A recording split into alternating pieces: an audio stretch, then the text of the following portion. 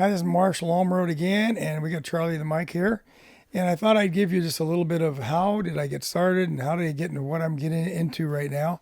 So, obviously, I talked a little bit about Mark McAllister being at work, and I'm doing Bible with people coming in asking me questions about the Bible. And so then one day Mark got kind of upset with me. I think a little disgusted because people are asking me questions and not him. He's a Mormon, and so one guy left afterwards, and Mark turned around and says, "Marshall, you're just this close. All you need to do now is come over to Mormonism, and you'll be there." And so those are the hand signals I got, and I thought, well, that's just not true, and that's not right. And so we talked, and basically I told him I didn't think it was true, and he says, "Do you know if it's false?" I said, "Well, I believe it's false." "Do you know if it's false?" I said, "Well, I don't know if it's false, but I believe it's false." He says, "Marshall, you need to know if it's true or false." Well, the logic got me. So, I started looking into things, and I started buying books and looking into stuff, and I'm fumbling and bumbling for the first 2 years in town with pastors telling me that Mormons, Christians, no, they're not.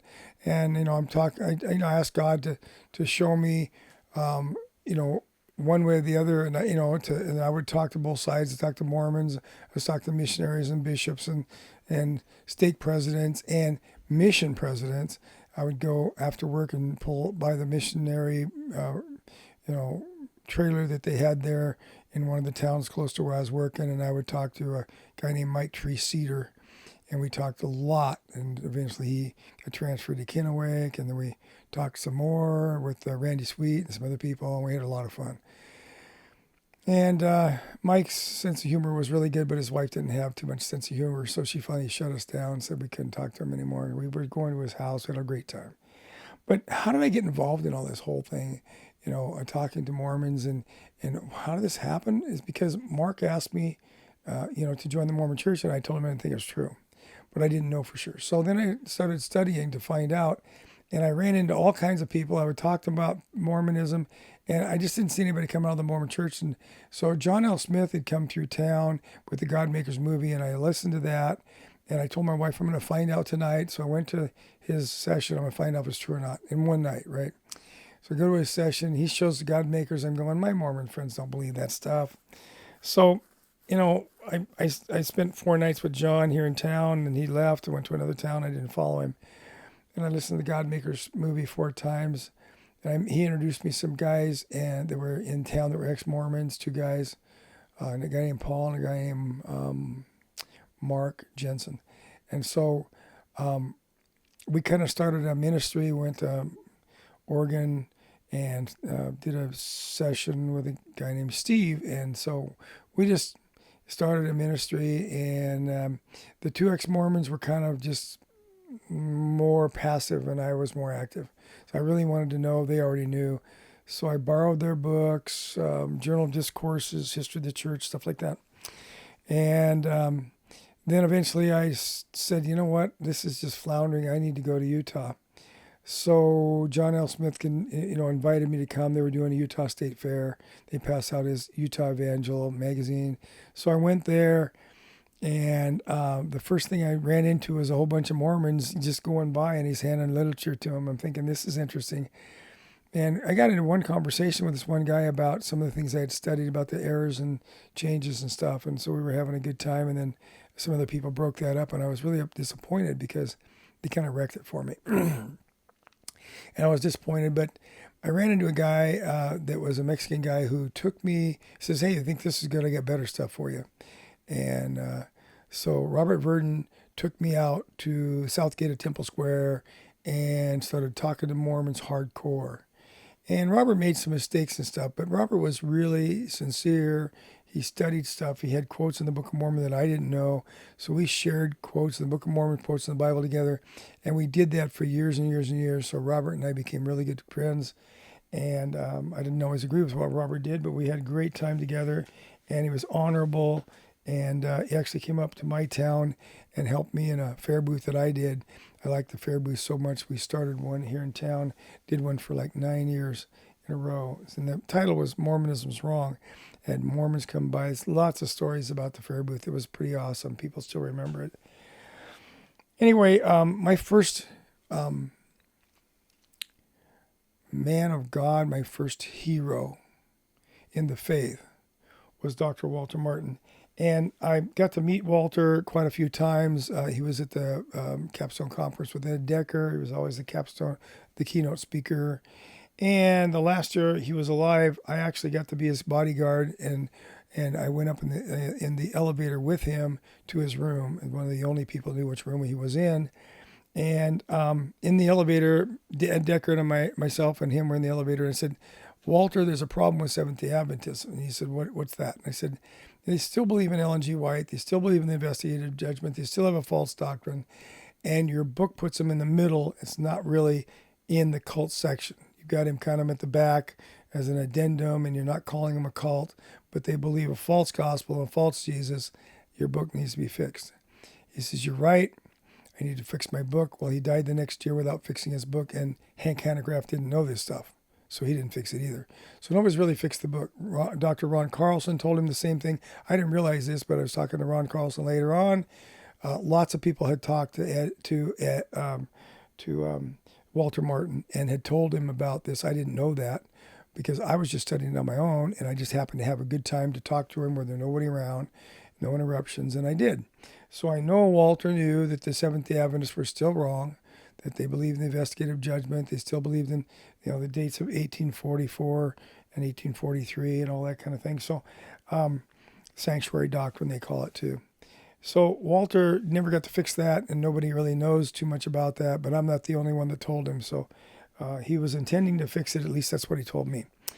So my foster son actually found where Walter Martin's grave is, and he took a picture of it for me. So I've got that hanging on the wall because my foster son wanted me to have a copy of it. So he knew that was my first hero.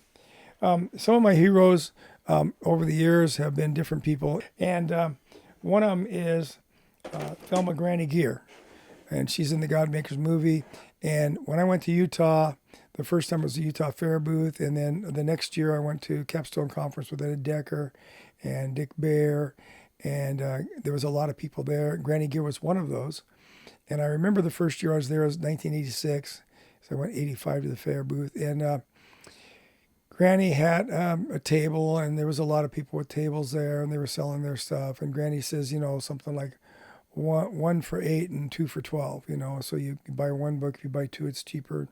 And so she was selling her books, and she says, you look like a nice young man here, buy two, and I said, well, Granny, I've only got $20, and I'm just looking to see where I'm going to spend it. Back then I didn't have a lot of money, and, so I drive down and stay on the streets or stay in a house or whatever. Somebody would usually put me up.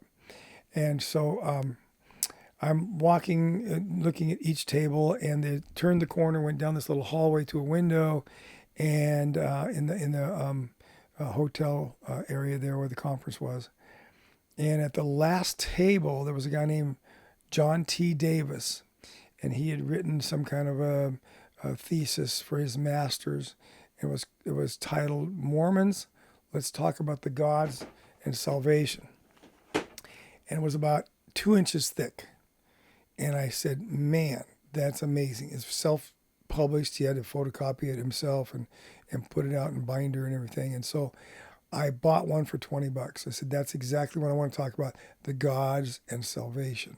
And it was just developing an idea that there had to be, two, I called them spiritual laws, that you need to know who God is and how you're saved.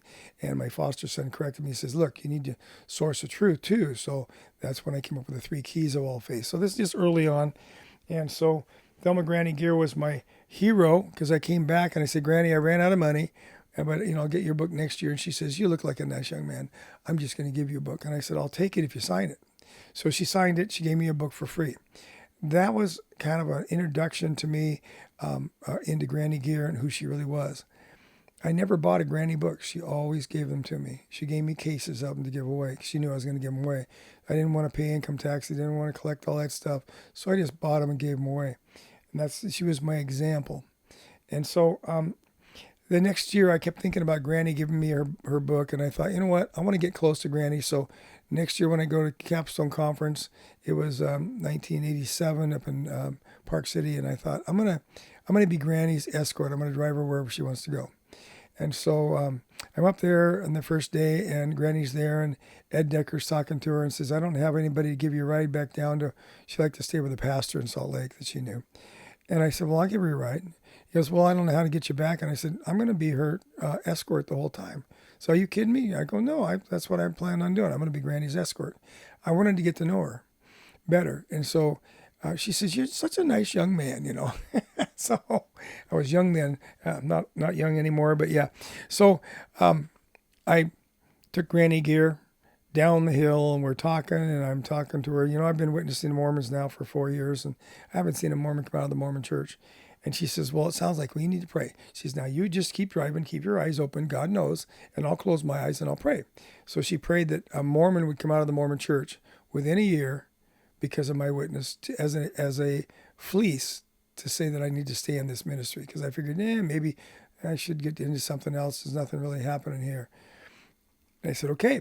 So I took her all around the whole time, and we had a great time. And she told me about some good deals on books. So I bought my first case of 1830 Book of Mormon reprints from the church. They had gone clear down to like $5.50 a piece.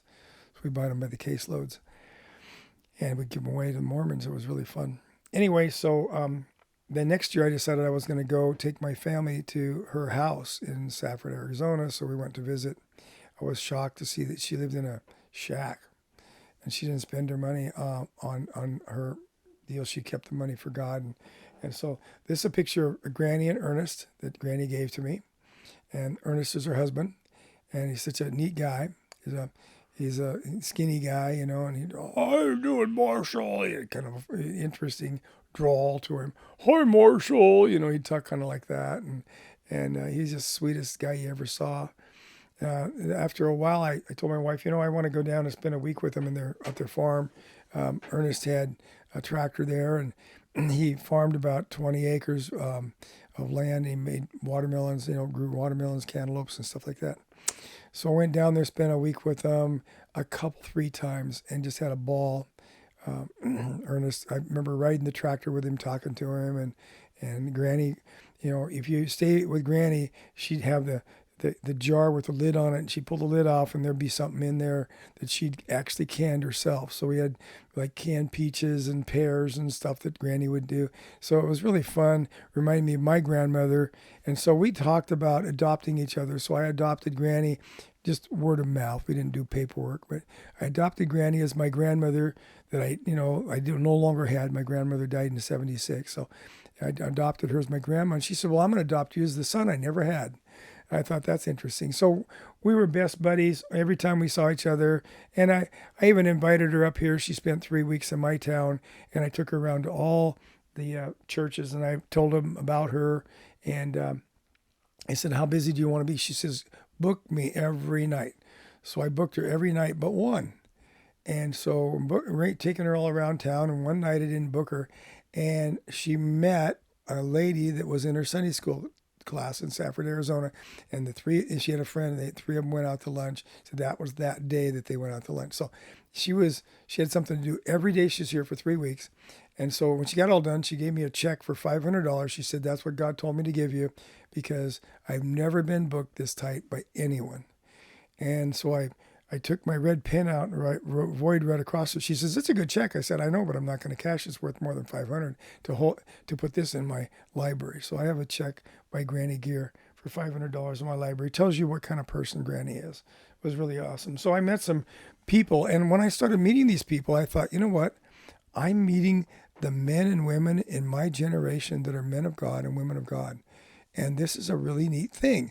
So then I started as a goal to meet the men and women of my generation that were godly, and I would rub shoulders with them. Now, you can rub shoulders with drug addicts, and you can rub shoulders with alcoholics, and you can rub shoulders with prison inmates and all kinds of other people.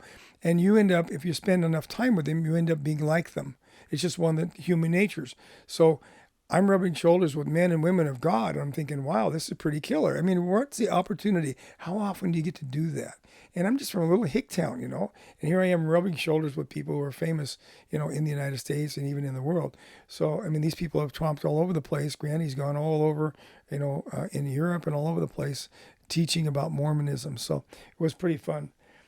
And so I'm listening to the radio, and I'm just kind of, you know, telling different stories. And I hear this sermon on the radio by a guy named David Wilkerson. He's the guy that wrote The Cross and the Switchblade. And the sermon title was amazing. The sermon title, We Need More Troublemakers in the Church. And I thought, that's a killer title. And as I was listening to the sermon, I thought, man, this is awesome. So David Wilkerson was still alive. He had a church in New York, Times Square's church. This is in the Pulpit series, so it's the series of his sermons. And so I called him up and asked if I could reprint it, and they said, sure enough, I could do that. So I downloaded it off the website, and I printed up the booklets, We Need More Troublemakers in the Church by Dr. David Wilkerson. I thought, you know what? That's true. People are not willing to be in trouble for Jesus. So I have to ask you a question. Have you been in trouble for Jesus? So you know, what's that mean, Marshall? Okay, well, when I started being bold and open with my faith, I got in trouble at work. Okay, we kind of heard a little bit about that earlier, that I got in trouble at work. How many times have you been, brought into HR for being a Christian at work? I would have to say I worked at 4 companies, and at least 2 times per company, except maybe the first company only once. So 2 times 4 is 8, 7 times at least in HR. How many times have you been called into your boss's office because of your Christianity? I can't count those. There's a whole lot more than that. So you get in trouble at work. How about at home? Did your wife ever give you a hard time, or your husband ever give you a hard time for being a Christian, for doing what you do? Yeah. How about your mom? My mom was mad at me. How about your mother-in-law? Yeah. How about your stepdad? Yeah. So, my brother, no. My sister, no. But okay, you've been in trouble with anybody in your family? Have you been in trouble at all yet? David Wilkerson says, if you're going to follow Jesus, somebody's going to be upset. It could be your mom. It wasn't my case. It was my wife, too. She wanted to divorce me. You're always in controversy, Marshall. Couldn't you just be nice and get along with everybody? I said, well, I'd like to, but I'm going to tell them the truth anyway. And if they don't like it, they'll be mad at me. It's the way it goes. So have you taken that step of faith and said, Lord, I'm going to do what you want me to do. And, there's going to be consequences, and I'll have to live with them. It's just the way it is. I remember one time I come home, my wife is crying, and I'm going, what's wrong, honey? She says, nothing. Well, that might mean something.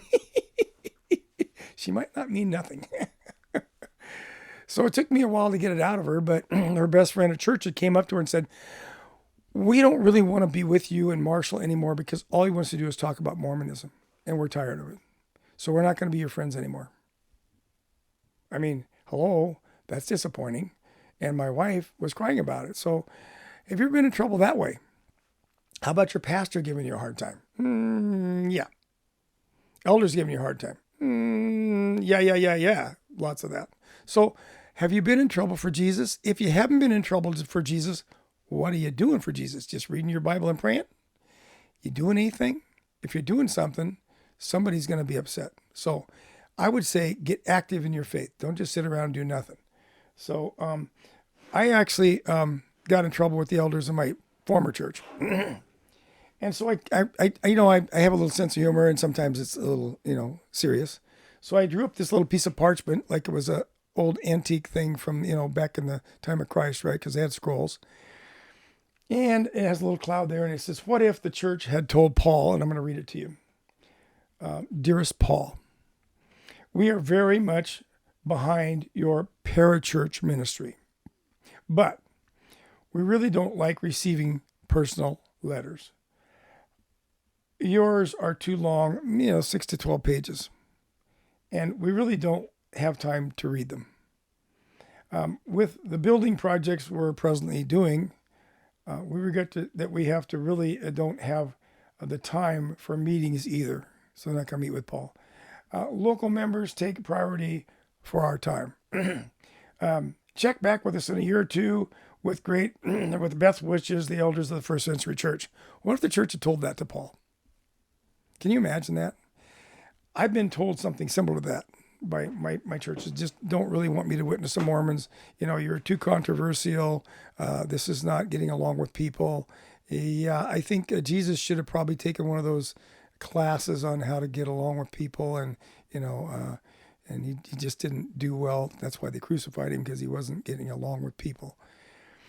Is that really what we have to do? Is that what the Bible tells us to get along? Don't be giving anybody a hard time. Don't tell them that they're wrong, whatever you do. Well, Titus 1:9 disagrees with that. Refute those who oppose the gospel. If you're not doing that, you're not elder qualified. That's just Bible. And Marshall's telling you that because you're going to get in trouble. I've been there. So there you go. I like David Wilkerson. You might look this up on the web. I'm sure it's in the pulpit series. Times Square's Church, pulpit series. We need more troublemakers in the church. Excellent sermon. You ought to read it. And with that, there's a little how did Marshall get involved and how come Marshall's in trouble.